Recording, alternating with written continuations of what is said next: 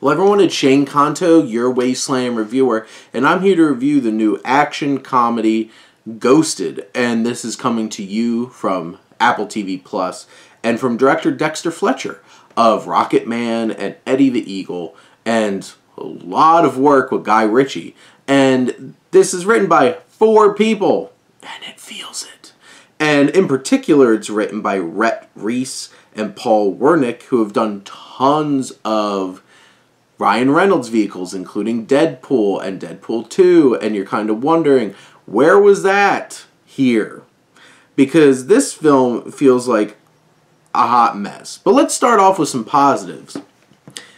Ana de Armas and Chris Evans are very, very attractive people who are very, very charismatic, who have pretty good chemistry together. Their dynamic is interesting. You could feel the tension.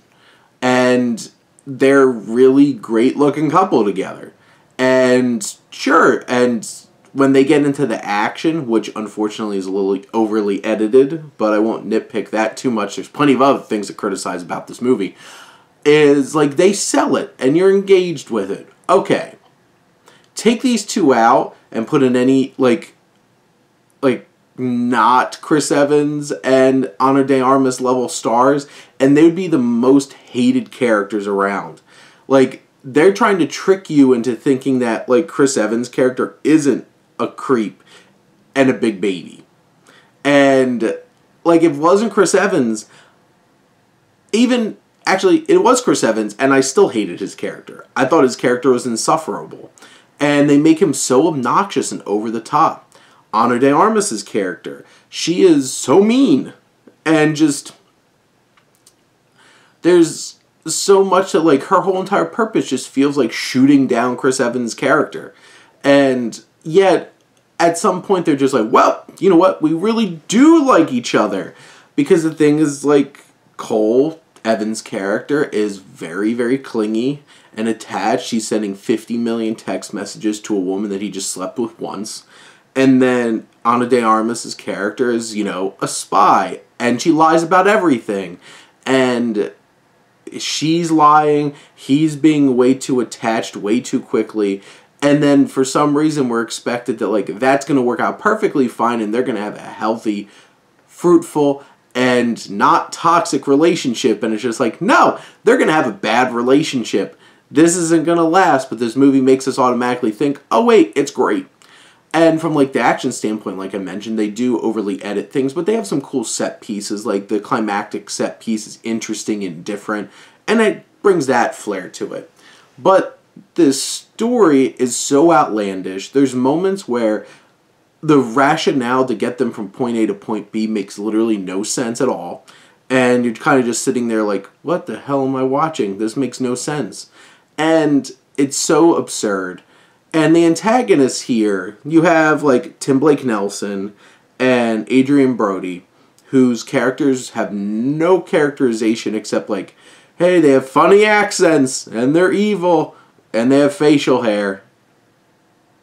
Yeah, one of them likes insects, like, a lot.